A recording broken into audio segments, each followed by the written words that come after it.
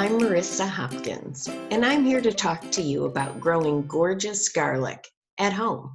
How to do it. I am a real estate agent, but one of the things I enjoy most is showing people various ways to love life at home. So let's get started. Why do I do this? One of the reasons I encourage gardening at home, specifically in this case, garlic growing, is simply for the peaceful enjoyment of being out of doors. It's also very rewarding because you get to eat the fruits of your labor.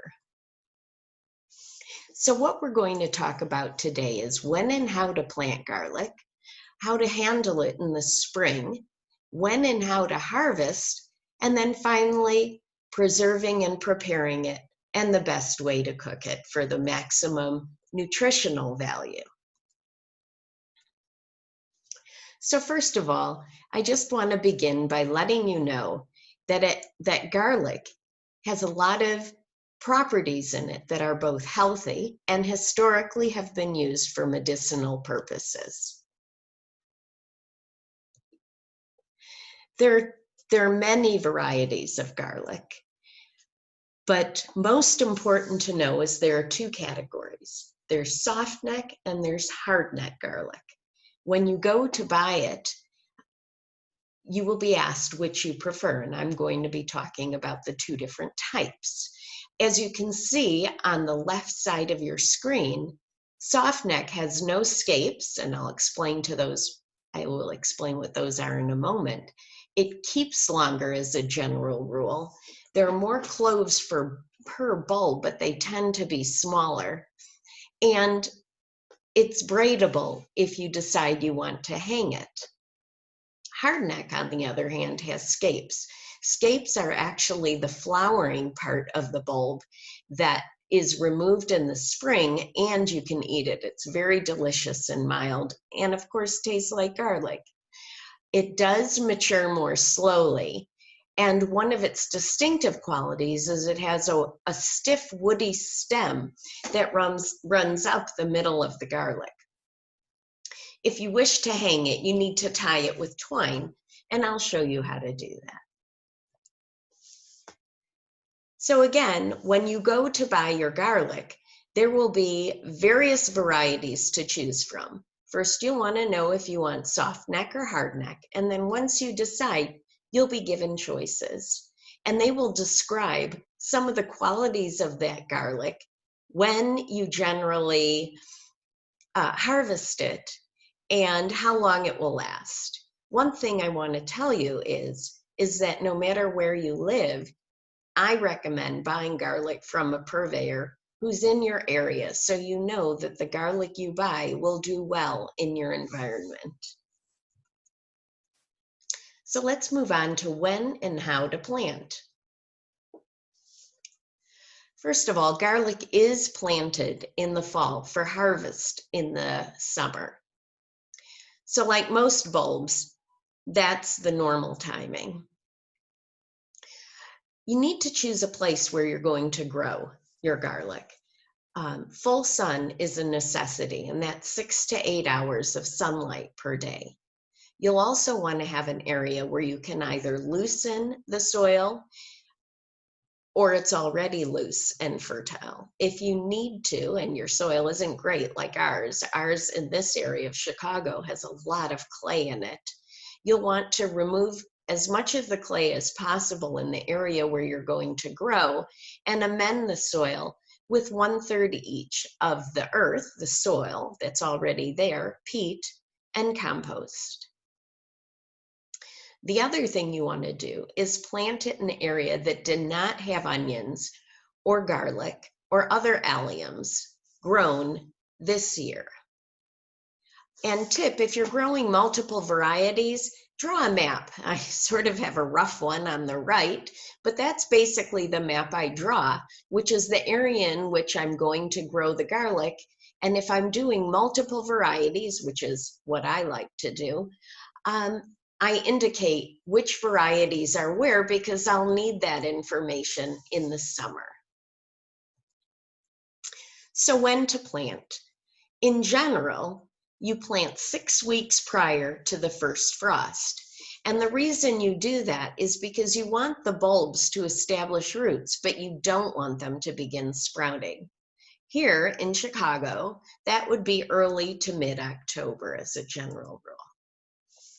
So how do you prepare the garlic cloves, which are actually the seeds of the garlic? And you do so by separating the cloves from the garlic carefully because you want to keep the skins on. I also make it a point to keep the varieties separate because I like to plant the varieties in a cluster, so I'll know when I harvest them in the summer what's what. So before you plant, you want to treat your cloves to 2 different baths actually, which will reduce diseases and increase the plant's health and size. The first thing you do, and I know this will sound a little strange, is you want to soak it in an antibacterial. I use vodka, but I believe you can also use rubbing alcohol. So you'll want to put whatever liquid you choose, vodka or rubbing alcohol, in a bowl and put your garlic cloves into it and let it soak for about 10 minutes, then strain it. After that, you're going to put it in another bath that has approximately 4 cups of fertilizer, and remember to follow the instructions on the package as to how much you dilute it. I prefer fish emulsion, and add 1 teaspoon of baking soda. Once you have this mixture made, you can put it in separate bowls and then soak your garlic cloves for at least 30 minutes to 1 day. I usually do it 30 to 45 minutes and take it out and plant as I go. When you're all through, you can just pour it on the beds of your garlic after you've planted it. So how do you plant it? I prefer creating a furrow that's about 3-4 inches deep. I plant the garlic into the prepared soil about 6 inches apart. Now your garlic should come with instructions as to how far apart the garlic should be. It's usually 5 to 6 inches. You plant it tip up with the root side down and cover it, put them in that distance and then cover it with soil so it's about 1 inch above the tip of the garlic. I pat that down and then I put 3 to 6 inches of mulch over the garlic. And the mulch I prefer to use, because it's fall, is ground up leaves. And when I say ground up, we usually run over the leaves with a lawnmower, and that usually should suffice. Okay, so now it's rested all winter, and in the spring, you will start seeing sprouts, and it happens really early. Once weeds start growing, I recommend just removing them. And then in June, you keep weeding, and if you want to, you can add mulch. Sooner or later, you are going to see the scapes growing, and I have pointed out what the scapes look like. They sort of look like goosenecks, and what these are is it's the flowering end of the garlic on hard neck only. You need to remove this because otherwise the flowers will drain all the energy out of the bulbs and you really won't get garlic bulbs. So I actually love growing hardneck because I enjoy the scapes, and it's sort of an early treat, if you will. So you can use the scapes like you would any garlic in stir fry. I generally cook it. I can't say I've eaten it raw. Grilled is fantastic, like you'd grill a vegetable. They're mild enough so they're very enjoyable, sort of like eating grilled green onions. So when and how to harvest? As you will see, as the plants mature, the bottom leaves are going to start to die. When about 50% of those leaves have died, that's when it's time to harvest. And for us, that's usually early July. What you don't want to do is wait too long because the bulbs will start to separate. and then they won't preserve as long. They'll still taste fine and they're edible, but you won't be able to keep them preserved for long. So what I do is I will dig up one bulb once I think it's about time, and hopefully they're still nice and tight and enough of the leaves have died down, and it's time to harvest. So how do you dig out the bulbs? We found the best way to do it is with a pitchfork. We get about 5 inches or so from the base of the bulbs and lift to loosen the soil and the garlic. So again, you want to get deep enough so you're not, and far enough away so you're not piercing the garlic, and you literally lift the soil to get under the bulbs. And I dig one variety at a time. Here, I'll show you what that looks like.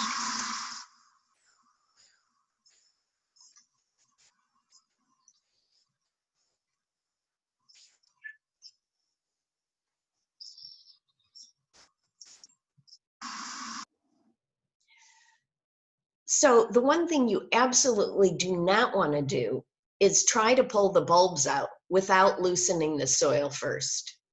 You will damage them, and it's just not a good thing. Take my word for it. All right, so once you've harvested it, I, again, do it one type at a time, and I keep them separate. So let's say I'm taking the German extra hardy, which you can see on the left side of the picture. You shake them clean. Some people will rinse them. I do because I bring them inside to dry, but it's not always recommended because they can mold. Or you can also peel the top layer of the paper. But again, I sort of do all three. So there you go. But again, you will have to be careful during the drying process if you do rinse them. Then I sort out for the seed bulbs in that particular cluster. And what do I mean by seed bulbs? That's what I'm going to be planting in the fall, because I want to continue to have garlic next season. And ironically, you choose the biggest and the strongest bulbs that you have, because those will yield the best plants the following year. Then you want to label your bulbs. As you can see, I have tags on the clusters. You're going to want to label both your seed bulbs that you'll tie together.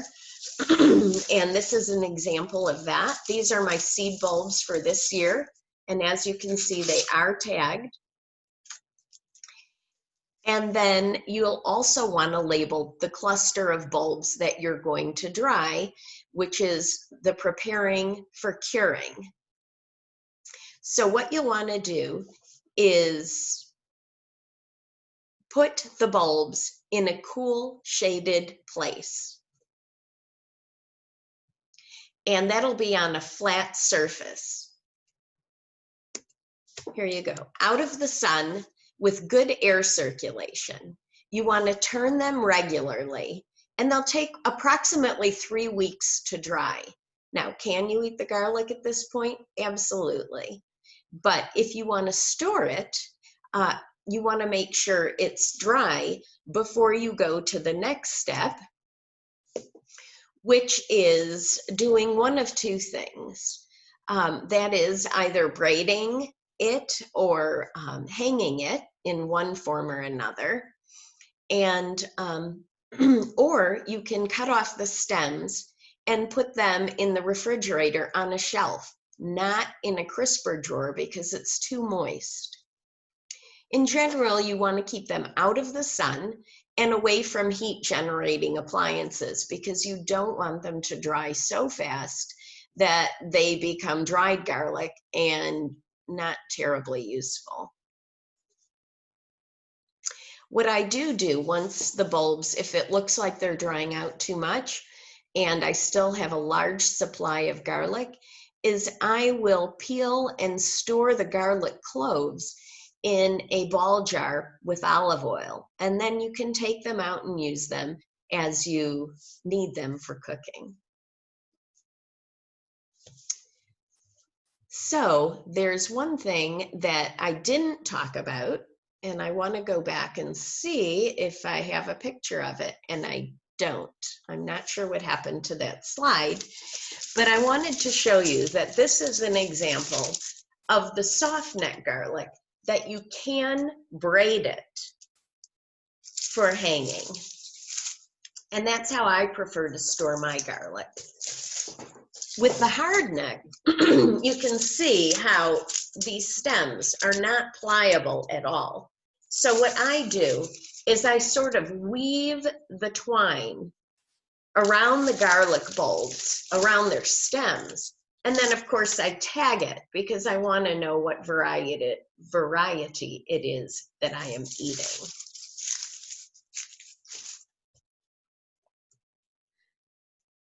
So here you can see how I hang my garlic. And again, you want it out of the sun and away from heat sources. So the last thing I want to talk about is cooking garlic. The allium, or the garlic nutrient that is most associated with being medicinally beneficial, is the allan, or allanase.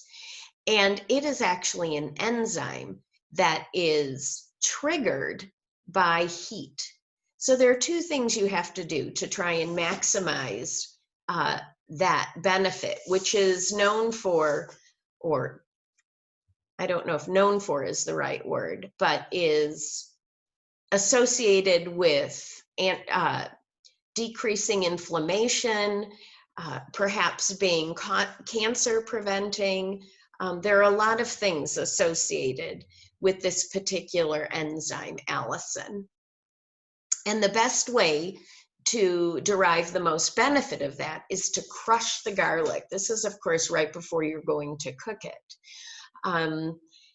You can also slice it, chop it, press it. But the most important thing is to wait 10 minutes before cooking, because you're activating the enzyme, and then the heat will help release it. So you want it to rest. Press, then rest, and then go ahead and cook.